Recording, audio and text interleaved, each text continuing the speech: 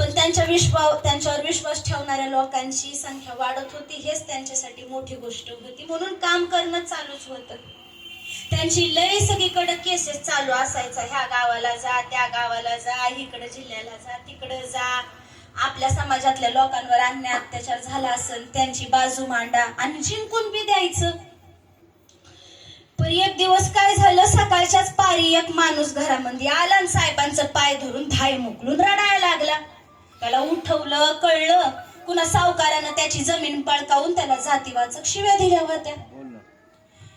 पण आम्ही त्याला उठवलं, साहेबांनी त्याला उठवलं, उभं केलं, पण प्रेमाने नाही समजवलं. मोठ्यानं म्हणाल, अरे उठ उठ आणि डोळे पुस. मला रडणारी माणसं नको, तर मला लढणारी माणसं निर्माण करायची आहेत. जाऊन त्या सावकाराला जाब विचार आणि मग माझ्याकडे ये. अरे 100 वर्ष शेळी होऊन जगण्यापेक्षा एक दिवस वाघ होऊन जग. जा, बोल त्याच्याशी आणि काय वाटलं तर मला सांग. उठ, रडायचं नाही, लढायचं. तसं ते उठला आणि गेला की धाय मोकलून. तसाच आम्ही समजे तिथंच होतो. मी विचारलं, हा साहेब तुम्ही असं का केलं त्याच्या संग? एवढी कार्यकर्ते येत्यात, समधी लोक भेटायला आल्यावर तुम्ही समजांना किती प्रेमानं समजून सांगताय, एक एक गोष्ट उलगडून सांगताय, काय केलं पाहिजे काय नाही केलं पाहिजे सांगताय.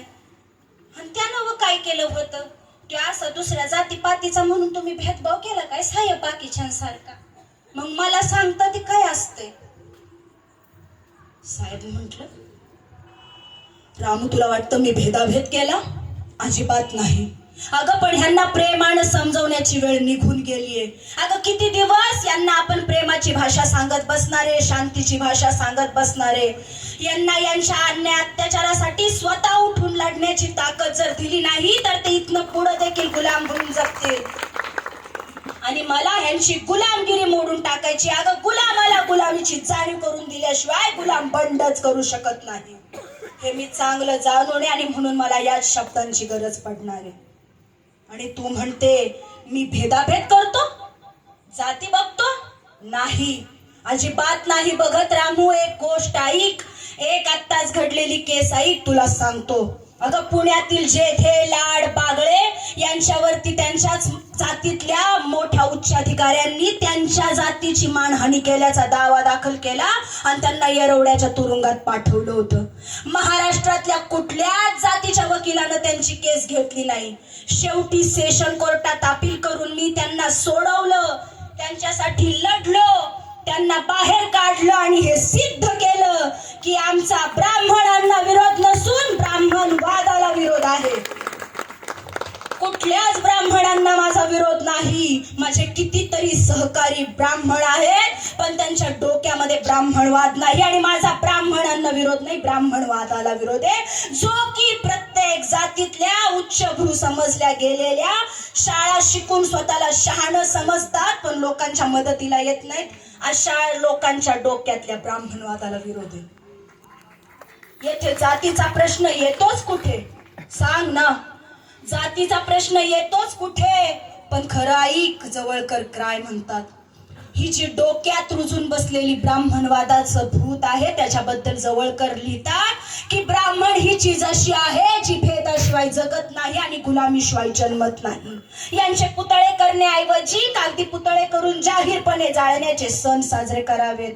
अगं कोठे मृत महाराष्ट्रातून कडव्या सत्यनिष्ठतेचा झंझावात उत्पन्न करणारे महात्मा फुले आणि कोठे पुराणाच्या कापूसवाती हाती देणारे टिळक. कुंभटांना कौन्सिलात काय नांगर धरायचाय, वाण्यांना काय तागडं धरायचं आणि शिंप्यांना काय मशीन चालवायची असं भाषण ठोकणारे हे टिळक. मी म्हंटल, साहेब हे लोक एवढे सनातनी असतात का व? एवढा भेदाभेद? साहेब म्हंटल, पुढं ऐक रामू, एवढाच नाही, पुढं ऐक जवळकर काय म्हणतात. व्रताच्या खर्चात हजारो फूट खोल गाडून जिवंत मुडद्यांच्या शरीराचे लचके तोडणारी गिधाड म्हणजे पंडित. अगं बुद्धाच्या मानवी संस्कृतीला हाणून पाडून 4 वर्णाच्या नावाखाली 6000 जातींना जन्म देणारी ही हिंदू संस्कृती म्हणजे हडळे हडळ. सिंहासारखा गरजणारा मर्दांचा मर्द राजा शिवराय या लोकांनी राज्याभिषेकाला नालायक म्हणवला, क्षुद्र ठरवला. ज्या तुकोबांनी वेदवाणी अभंग रूपातून मांडली, त्या तुकोबांचे अभंग या नराधमांनी इंद्रायणीच्या डोहात बुडवून